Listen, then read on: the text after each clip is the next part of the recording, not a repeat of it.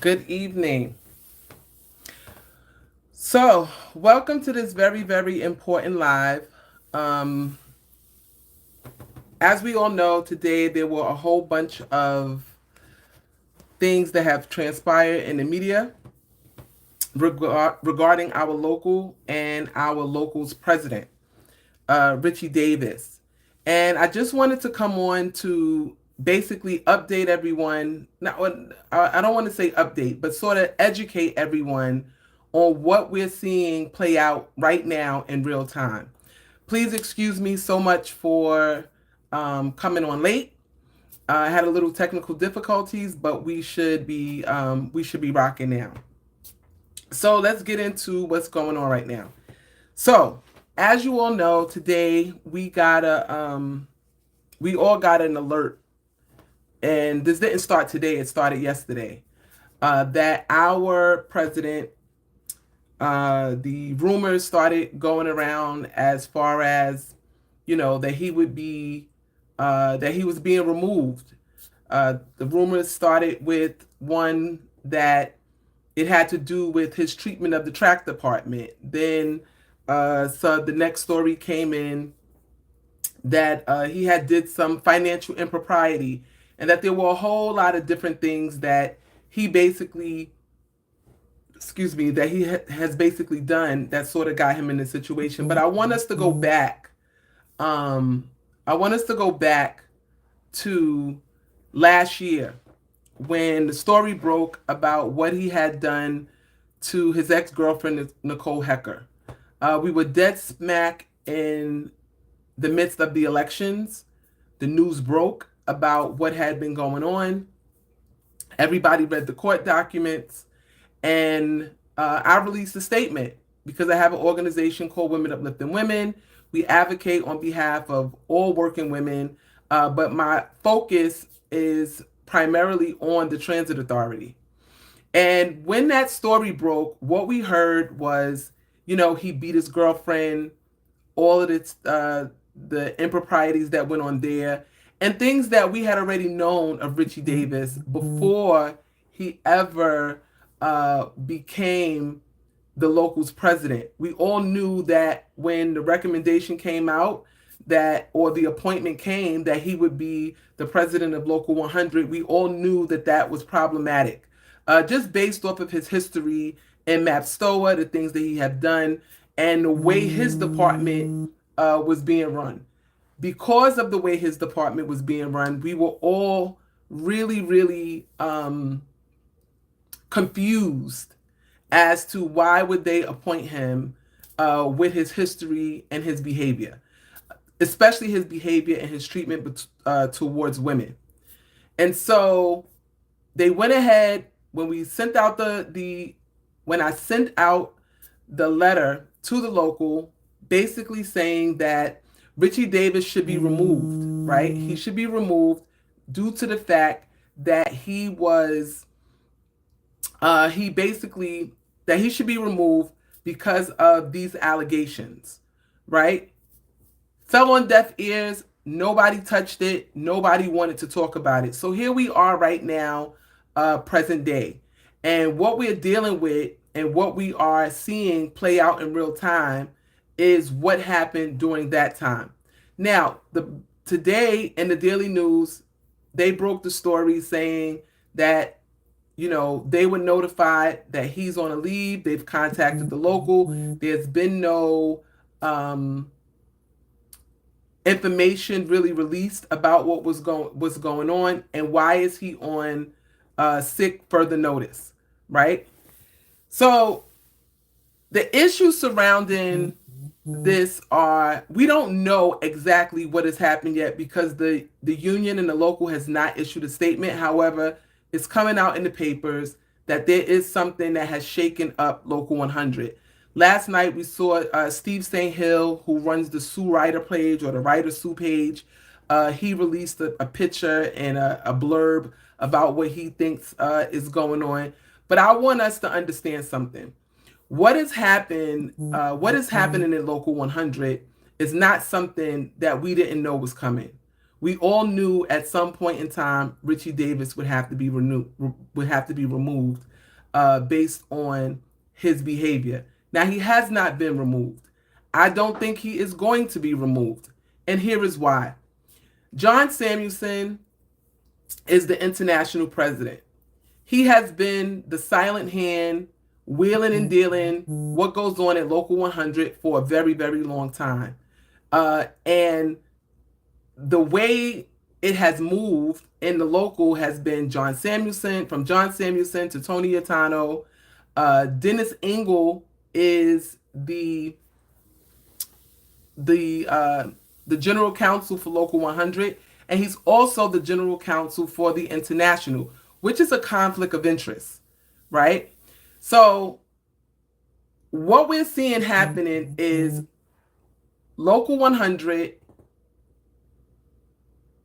What we're seeing happening right now is Local 100 is about to go into receivership, if it's not already in receivership. Because the only way a president can be removed this way, in this hostile move by the International, is that John Samuelson, the International Executive Board, they are the ones that are all in charge of what we're seeing happening right now. And John Samuelson is the silent hand behind what is happening. And he's doing this to keep power and control. We know that Richie Davis is compromised. However, what we do know is that John Samuelson, Tony Atano, Dennis Engel, and Arthur Swartz, these are the players who behind the scenes are running Local 100. And they've been running Local 100. If you remember when I was on the executive board, I often told you that it was not the president that was running the union. It was Dennis Engel and Arthur Swartz. Nobody ever paid attention to it, but we need to really, really start to grow up and see what's happening at our local and take it very, very serious.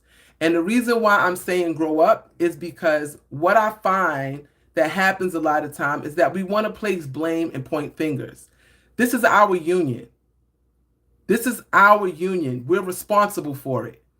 And if Tony Atano, Arthur Swartz, or if any of these people are doing something to compromise or jeopardize our union, we have to stand up and we have to say something about it. And what has been happening is that we have not been, I'm sorry, I'm being distracted by the messages.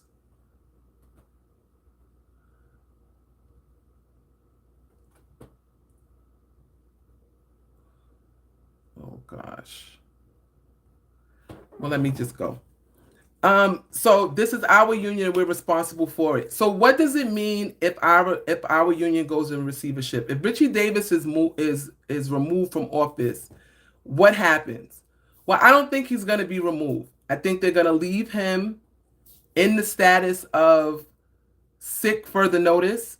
And the reason why is as long as he's sick further notice, they don't have to make any changes, right? Everything can stay exactly where it is. The business of the union goes on. There will be no president. Somebody will basically step up and sort of basically be dealing with whatever his duties and responsibilities are. They will be in charge of it. There should be an executive board meeting to explain to them what is going on. But what is apparent is that there is not going to be a special election. And what we saw this past election, which was fraud, right? They defrauded us out of an election. They knew that they would be removing Richie Davis. And with knowing that they would be removing Richie Davis and that he had all of these issues, they still kept him there anyway, and they pushed him. They moved heaven and earth to ensure that he was elected. At the ballot count, there was no counting of there was no official tally given to any one of us regarding what was happening in our there was no official tally of what was happening in our there was no official tally of the election results on the night of the ballot count, right? So nobody knew who won or who lost. We were just told numbers and we had to take that and go home. My team and I, we filed a lawsuit. We're still waiting for the subpoena to be answered by AAA, and then we'll be moving on to a court date. However, with all of this happening, we have been defrauded out of an election. And this is all happening with John Samuelson as the silent hand. Now, I want to go back and talk about Dennis Engle. Dennis Engle is the counsel to Local 100, right? And he's also counsel to the International. There could be no hit or no move on Richie Davis without his order. He has to say it can happen or it does not happen. Whatever's happening at the local, that information, because again, Dennis Engle is our general counsel. He's also counsel to the International. Because he is he's holding this dual position. What happens is whatever's going on at Local 100, the International automatically knows. There is no, we have no protection as far as attorney-client privilege because we're sharing counsel with the International. So whatever Dennis Engle gets on us is directly shared with Samuelson, and whatever's going on there, if Dennis Engle chooses to share it with Local 100, he's allowed to do so. Now, Richie Davis, if he was smart, he would have got his own counsel. He did not do that. He left Arthur Swartz and Dennis Engle in place, right? We knew for a long time, even before this happened, there has been a lot of talk about Richie Davis and who he was when we had the mass membership meeting. Everyone knew that something was wrong because we could tell that he was not prepared and he was not ready for the job at hand, but they put him there. So he's really been like the scapegoat in this because they knew he shouldn't have been there. So now that they have, now that this has all come down, what we have to prepare for and what we have right now at Local 100 is a crisis in leadership. We have a whole new union that has come into play. Many people got reelected. We see in a lot of positions, the same people are there. But what we do know is that there's been no training. There's been no shop steward education at Local 100. Richie Davis was moving to set up his own sort of dynasty where there would be no education of the membership, violating the Constitution and bylaws of Local 100. And everyone from the International to Tony Yatano, who's still on payroll, who's also a part of this, right? You want to understand that this is a whole orchestrated thing. This is a chess move by John Samuelson to stay in power. Now, they have nobody else to put as president of Local 100. We are seriously in a crisis in leadership. The Department of Labor says to us over and over that we have to fix our own internal issues, right? How can we fix our internal issues if our union is broken and is in control by John Samuelson from the International? We have a compromised attorney, Dennis Engle, who is the silent hand as well, along with John Samuelson, who are basically making these moves.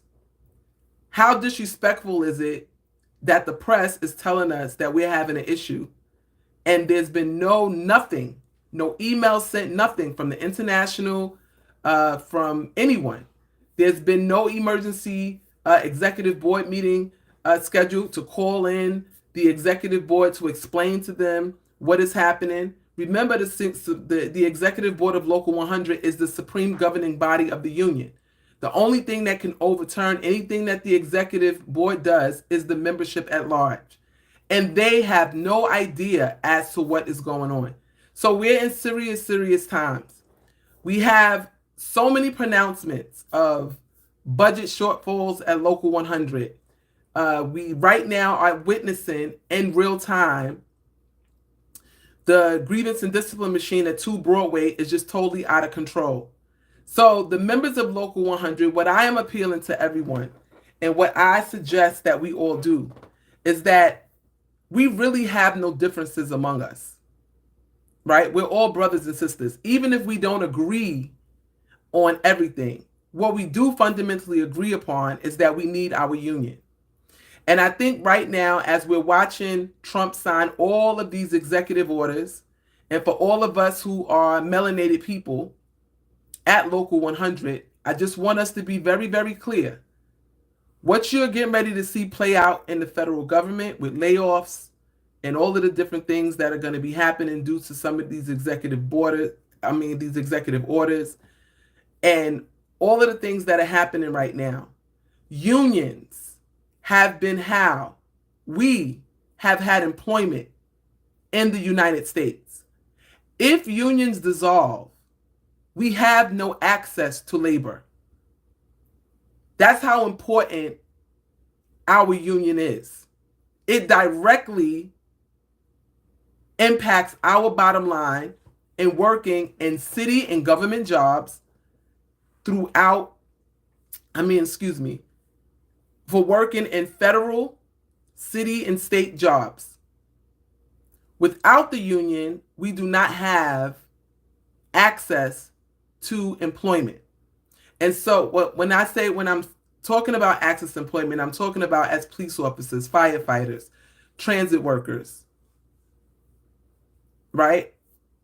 Correction officers, all of these, bus drivers, right? All of these jobs are covered under our union. And right now, TWU Local 100 holds the contract for over 42 or 46,000 members. And right now, we have no president. All of our contractual gains are being given back. So we are in serious times. It's going to take us to come together, to work together, to ensure that we make it through what is ahead of us. If this is any indication as what is ahead, it's going to be a cold winter, a cold summer, a cold fall, because what we see right now is what has happened to us. Now, I just want to talk about some other things. Why is it that I want you to all to understand what receivership is? So what receivership is when there has been any financial impropriety, especially financial impropriety. That's usually what you can take a union into receivership for, right? Or what's happening with Richie Davis right now. So on top of the allegations of him beating his girlfriend, alleged financial impropriety, all of these things are reasons that the union can be taken into receivership. When it goes into receivership, there is no elections. There is no special appointments. That does not happen until after about 18 months when they can now appoint. Right? So we're not going to see any special elections happening at Local 100. We may not see any appointments happening. It may stay just like this, which is why they put Richie Davis out sick further notice. So he's still getting paid and everything else. He's just out sick further notice. And then we have to wait to see what happens with his cases and everything else. And then, it can go on from there.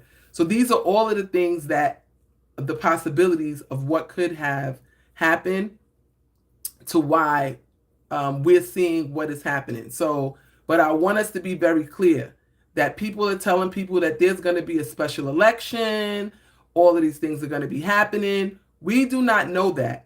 The likelihood of that happening is not. He has not been removed as president. He has not been removed. He's simply sick further notice, right? Which now means that John Chiarillo, who's the financial secretary treasurer, or Carlos Barnaville, who's the administrative vice president, or Shirley Martin, those three right now, along with John Samuelson, are the ones that will handle the day-to-day business of the union until decisions are made, or if Richie Davis does have to be removed and taken out, then that will happen. Other than that, we have no news and we know nothing about what's going on. Now, in the process of this, I want to go back to the election. And this is very important because so many things happened during this election time that impacted me directly. I was set up on my train and taken out of service. There was a false report put out to the membership telling them that I backed the train up 300 feet in a station, that I almost killed track workers and almost had a collision. None of these things happened. None of these things were in the report. However, these are all of the things that I've been dealing with and facing, all because I decided, or I was asked by a committee of people to run for president, and I accepted. Because of this, because I accepted to run, I was taken out of service. I've been out of service since August of this year. Next week, Tuesday, I go for an arbitration hearing. I was by an arbitrator that I have never been before, never met, which should not be talking to me or have any contact with me because I have not met her or been before her yet, but she fully is aware of my case and everything that's going on. She charged me with hearing abandonment. Then she had to walk it back because I showed up for my hearing. She was not there. There was a hurricane in Florida. She wasn't there. During the election process, I was blocked and prevented. I have all of the video. I don't have all of the video, but I have a lot of video footage of being blocked by managers from coming into work locations to campaign, especially in the Department of Buses and MAPSTOA. I put out all the video of what was happening at the post office in regards to ballot harvesting. So there's been a slew of things happening and attacks on me because I decided to step up and fight for my union. And I want you all to understand that what is happening to me is happening because of the fact that John Samuelson knows that his time is up. They've worked 25, 50, 30 years already. It's time for them to retire and move on. But the perks of being in charge of this union are so great that they will destroy anyone and anything and work with management and do whatever they can in their power to stay in power. They don't care who they destroy. They don't care what they do with management or what management does to us. So we are in critical times in Local 100. And I don't want anyone to feel sorry for me. But I want you all to understand because I chose to step up and to fight this fight. But what I want you to understand is that this is all happening because John Samuelson wants to remain the international president. He wants to continue to control the pocketbook of Local 100. This is their cash cow. There is no bigger local or more powerful local than TWU Local 100. It is TWU Local 100 that gives the international its prowess. Without us, it is nothing. John Samuelson cannot be elected and stay as the international president without us. A part of what is happening could be because of the fact that he knows that we're coming up on a convention. How is Local 100 going to vote? They gave back retiree medical during contract negotiations. This was something that had started under Samuelson and Yatano. Richie Davis just is not bright. He couldn't see that he was the fall guy. Take the black guy, put him there. We know that he thinks that he's bigger. His ego is so big and he thinks that he's so great. We're just going to put him there. We'll do all of these things behind the scene. And right when he thinks that he's about to ascend, we'll pull a rug back under him, put him out, take back control of the union. That's what we're seeing. No, Richie Davis is not the greatest person. We all understand that. But what has just happened, he had no idea that this was coming. Did he know he was in trouble? But he thought he was safe. He got, Big Brother Samuelson and Yatano telling him, everything's okay, Richie. We got you. But as soon as the election is over, As soon as they get the first opportunity, a few days after everyone is sworn in and takes their oath of office, John Samuelson makes his move. So understand that this is something that is clearly an orchestrated hit. And for all of us who are members of Local 100, you know what you're experiencing in grievance and discipline. You have to start going over your contract. I've been doing shop steward classes every Tuesday. I'll actually, after this, I'll put the link in there so that you can understand how to protect your job. I got a call yesterday from 2 Broadway. People are being taken out of service for chronic absenteeism, being sent letters, and what they're telling them down at 2 Broadway is that there's nothing that they can do about it. Although what the union, what management is doing is a violation of the law and the CBA, just forcing people into arbitrations. How many people are going to be terminated because of this?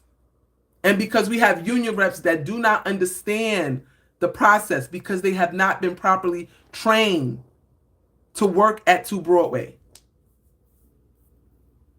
We're in serious times, Local 100, but I want us to be very, very clear and just be very, very clear on this very thing. John Samuelson, Dennis Engel, Arthur Swartz, and Tony Atano, those are the 4 people who run Local 100. And for all you union reps who ran with Members First, remember, when your time is up and you have to go back to your tools, you go back to your title, your pension, your salary. All of those things are not worth release time. You have to stand up and you have to defend your union. We all knew this was coming. And so I just wanted to bring you all this message. I'm sorry I can't see your comments right now. They were distracting me, so I tried to move them out of the way. And I'll try to go back into the comments and comment there. But this is a very, very serious situation. A very serious situation. And we are now uncovered. We already had absentee leadership.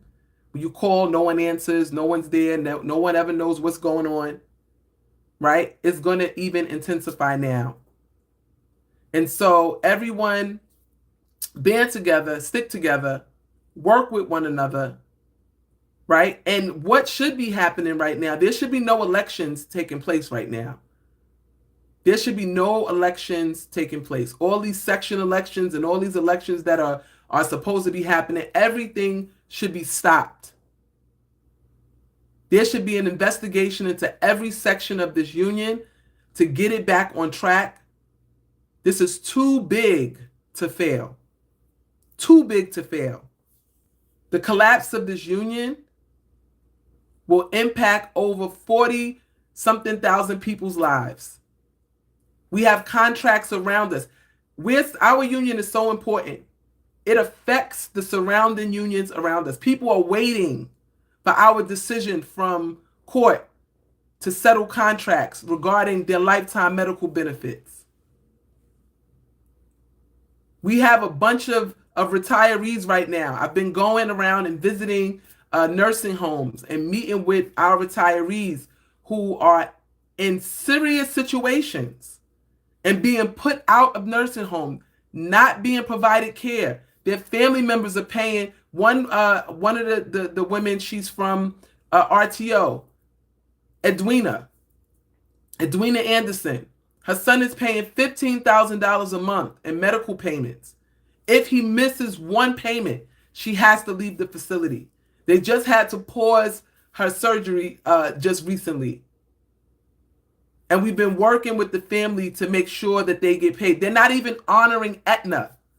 Right now in our union, people are having to give up their specialists and their doctors.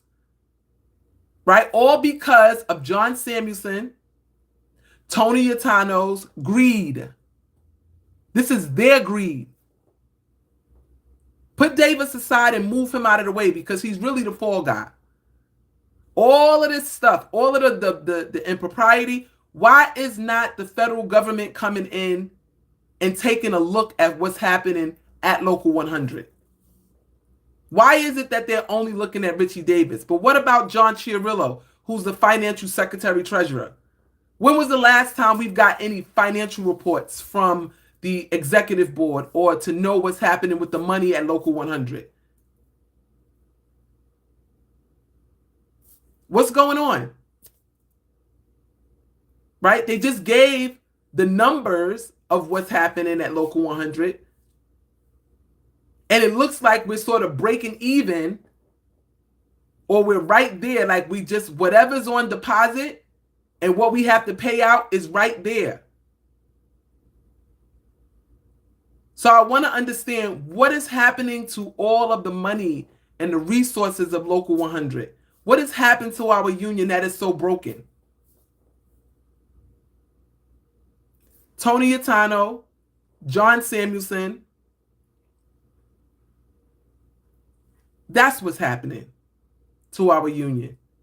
Dennis Engel, that's what's happening to our union. Arthur Swartz, that's what's happening to our union.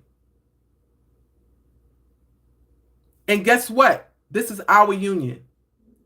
So I think, and this is just coming to me as I'm talking, I think what we need to do is show up at the union hall.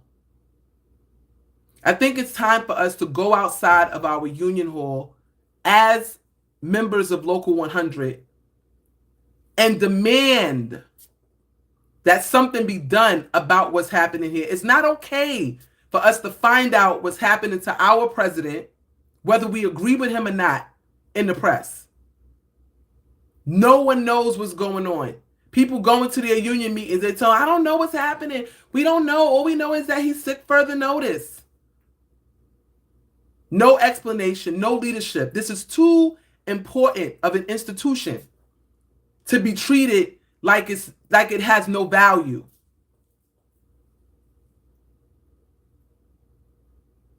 It's time for us as members of Local 100 to pay our union a visit. We'll put the date and time together. We'll put it out, and I hope that you all can make it out. It's time for us to let our voices be heard, to go down to 195 Montague Street and demand answers as to what's happening to our union. It's time for us to do something. No more sitting around and waiting. It's time for us to do something. We are in serious times. Very, very serious times.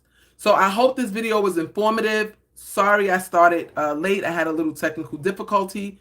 And but I really hope that this video was informative, that you all walk away understanding what is receivership, that we have basically been duped out of an election this year, last year of 2024. It was just a waste of our time, money, and energy and efforts. It was just a way for John Samuelson to seize power and control, and for Arthur Swartz and Dennis Engel to keep getting their payouts, and Yatano to keep getting his payouts while our union goes down. And so everybody, don't despair. When we fight, we win. The fight is going to continue. We're still on. I'll keep you updated about how everything is going with my arbitration. They're denying me discovery, the videos, the unedited, the raw footage of the day that I was on my train. They're denying me discovery. They've reenacted events to push their narrative so that it can stick, and that this arbitrator can try to take me down based off of lies and deception. But I fight on, and we fight on. And so, again, I will let everyone know about next steps, what we'll be doing going forward, and we'll just continue to persist and push forward. Remember that we're stronger together, and right now we need to put all of our differences aside, and as a local, 46,000 strong, we need to all be coming together. And for everybody who call themselves a friend of Richie Davis, all of you who sat and sit at Yatano's table and sit with Samuelson and laugh with Dennis Engel and Arthur Swartz, look what they just did. They're not our friends. They're not our brothers and sisters.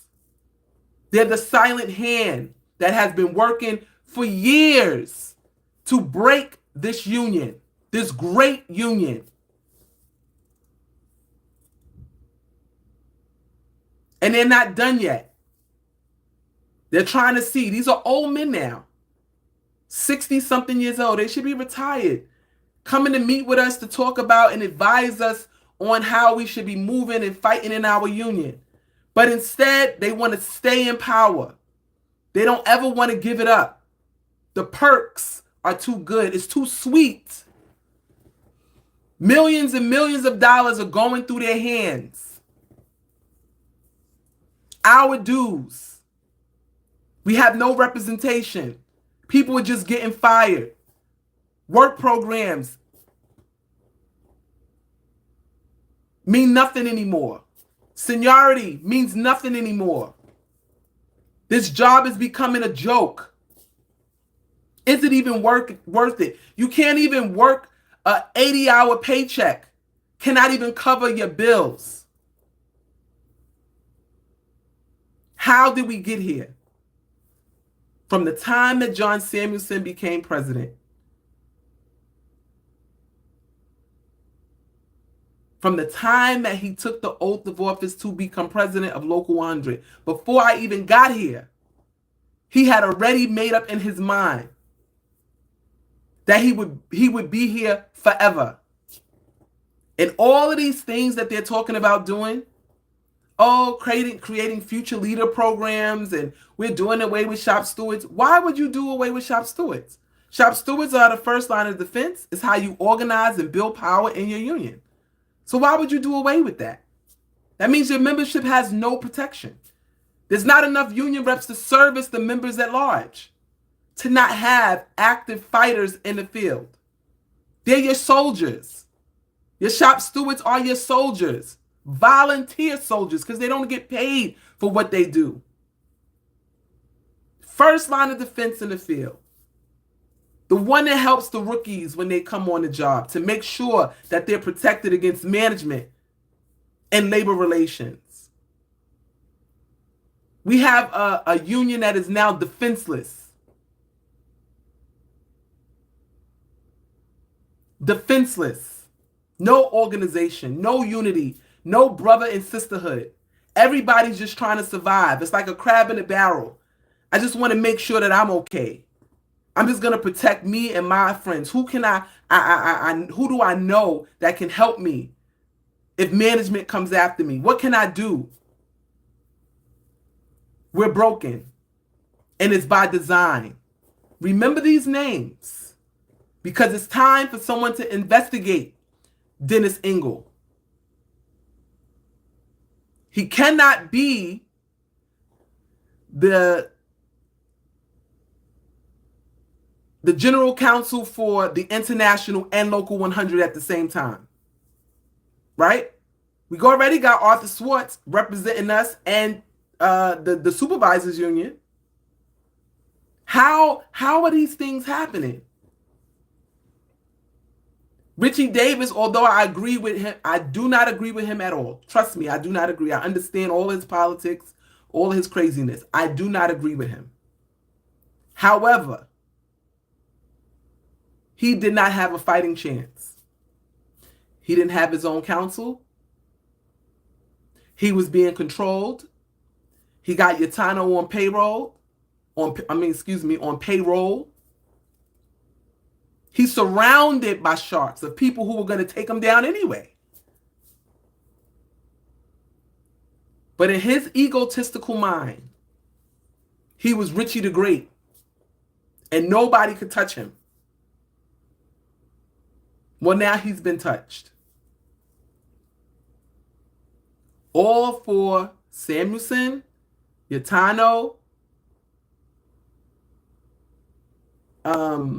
Engel, and Swartz.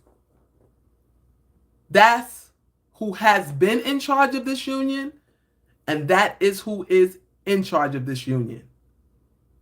And it's time for us as members of Local 100 to stop sitting by trying to wonder why they doing this. Why they doing this? Why are they doing this? Why do you think they're doing this? This is all about power and control. Look what they did to Richard Thorne. Okay, they got him the same way. Then they got him to come inside and play and set everything up for them so that they could get Richie Davis in to remove him. So now he's just sitting there. They may fire him next week and say, oh, we don't need you no more. We got what we needed out of you. Time to move on to what's next.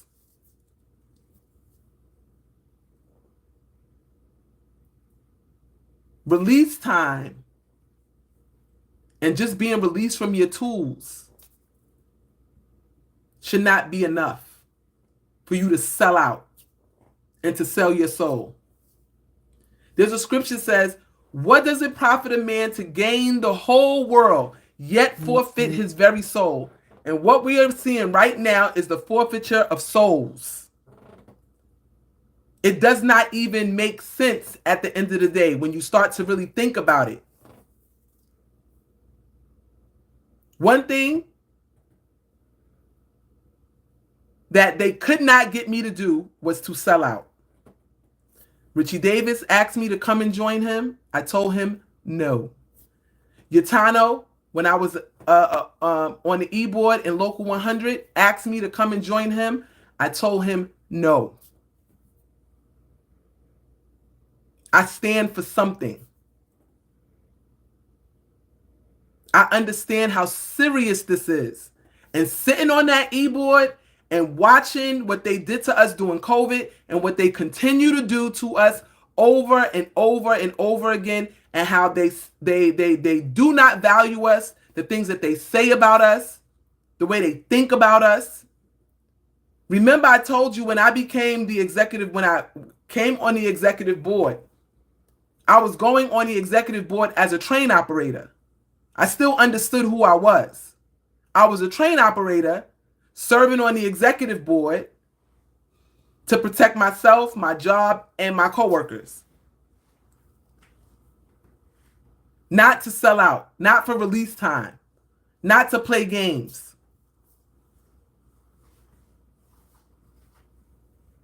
You have to stand for something.